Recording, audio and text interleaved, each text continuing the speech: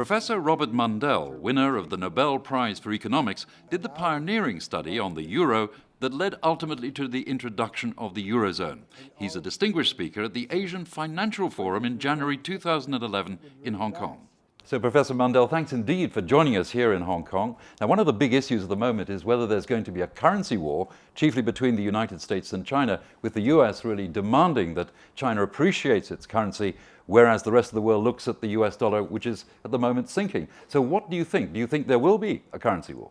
A currency war is just a shorthand expression for referring to a problem connected with the currencies. There's not going to be a war. A real currency war would mean that China is trying to fix the exchange rate with the dollar at one level, and the United States started to intervene in the foreign exchange market at another level. That would be a real war, and that would be, but that war would be so horrible that nobody would do it long before that takes place. They'd have backed away from it because it wouldn't be a terrible thing for the international monetary system. So what should the US be doing really to balance its trade with China? Well, there's no direct way the country can, like the United States, it doesn't intervene much in the foreign exchange market or in any market can fix the bilateral balances. There's no reason why bilateral trade needs to be balanced. As long as the United States and China are trading, the U.S. is probably going to have a deficit with China and China will have ultimately a surplus with the United States and a deficit with some other countries. It's overall balance that's really the fundamental thing. But it's easy, of course, for the United States because they have both China has an overall surplus and the U.S. has an overall deficit, so you can work on the Chinese side, and that's why the focus is on the RMB rather than otherwise. But if you think of the U.S.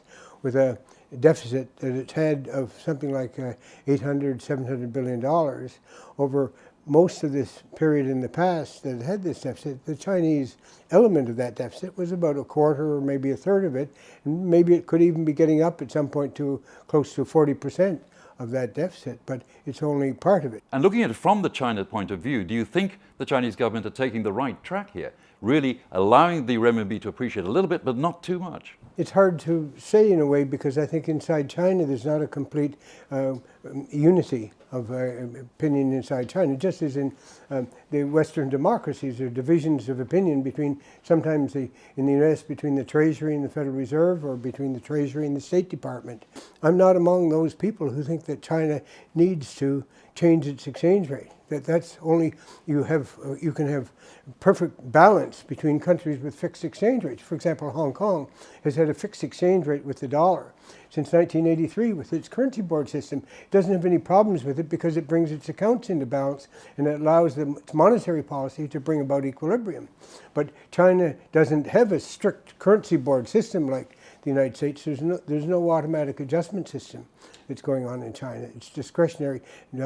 Chinese authorities know that they have to, in the long run, increase total consumption in China. And talking about the Hong Kong dollar, because you mentioned that before, some people see that as being between a rock and a hard place. On the one side, the US dollar is beginning to weaken, and the Hong Kong dollar is pegged against the US dollar, whilst the renminbi is strengthening. So do you think that really the Hong Kong dollar should be in a basket of currencies against the renminbi, the yen perhaps, as well as the US dollar? That would really invite a lot of instability for Hong Kong and its policy. The dollar peg has served very, very well since 1983. There are two cases where Hong Kong might want to consider changing its exchange rate. One was that if there's any demonstration of real instability in the United States, monetary instability in the United States, but there's no indication of that because inflation rate in the United States is 2% or less. There's no inflation in the United States at all. Some people think there's even deflation. Now there could be in the future because the asset position of the banking system looks as if there's a potential for more inflation, but that doesn't exist at the present time. And the second case would be if China itself, mainland China itself, moved toward complete convertibility. in which case there wouldn't be any problem for Hong Kong whether it fixed to the dollar or to the RMB. It could consider that. If the mainland currency became convertible, then China could consider a change. But I wouldn't recommend that because at the present time, the peg to the dollar has stood Hong Kong in very good stead. And you don't know, you can never say, should you go off that peg without saying, where are you going to go to? So, Professor Mundell, would you ever see in the future a fully convertible renminbi? Well, I think it's a little bit like it'll go along with political reform, because the issue is whether a country's policy, whether it's best for the very large reserves of China to be managed by the centrally or to be distributed among the population. In terms of welfare, it may be better to have it distributed and have a completely free system. But in terms of power, the great concentration of reserves in one country under the control of the government gives it more power than it would have otherwise. Professor Mundell, looking rather more broadly at your work in optimum currency areas, which gave rise to the euro, the Eurozone itself is looking under threat because of the sovereign debt crisis. But do you think that it's really time to look back, to revisit, if you like, the whole business of these optimum currency areas? My criterion for optimum currency areas was related to really labor mobility, factor mobility. The areas of factor mobility make better currency areas than otherwise. The assumption implicit in all this is that each country maintains fiscal integrity and fiscal balance.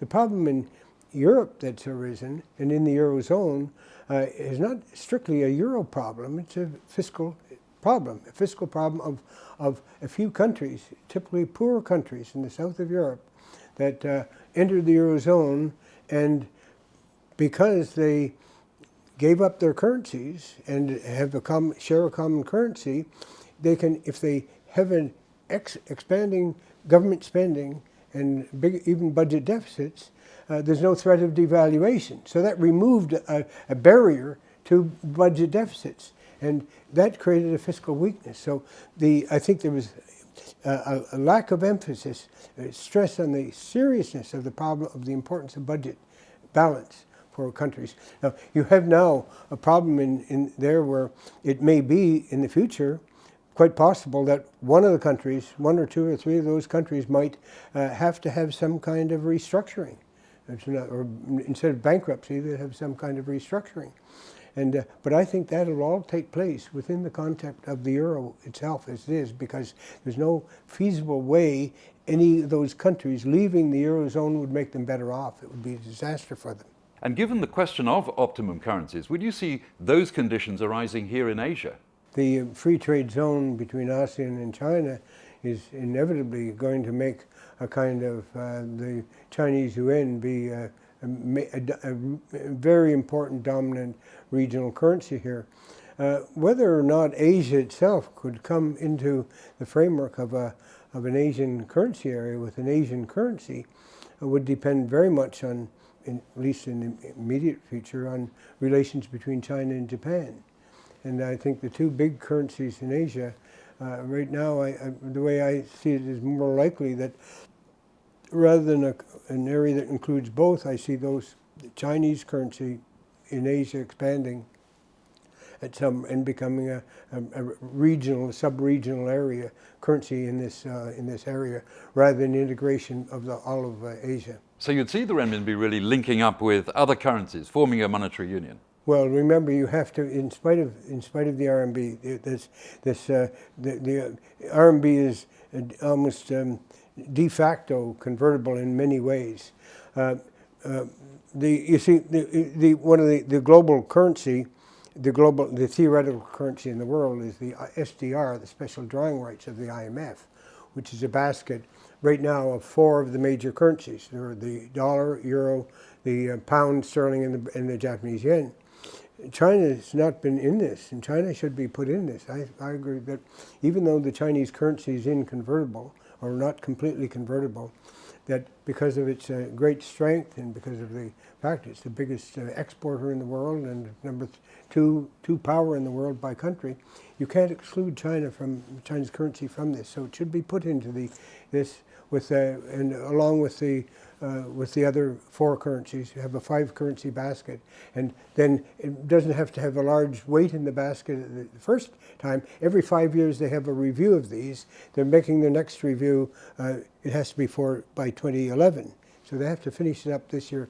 Now, I myself think that China should have at least, for a starting point, a 10% weight in the basket, and then that would be doubled or even more than that doubled in the next 5 years after that.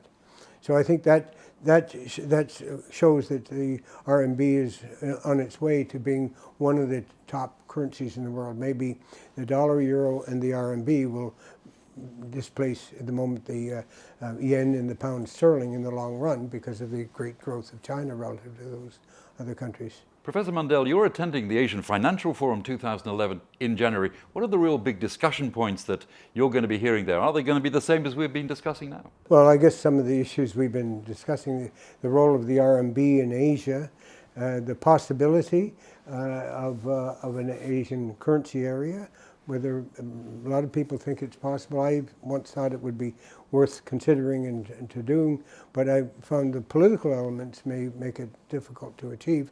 And of course the exchange rate, the dollar US, the RMB dollar exchange rate, that'll be an issue that'll certainly can't avoid it.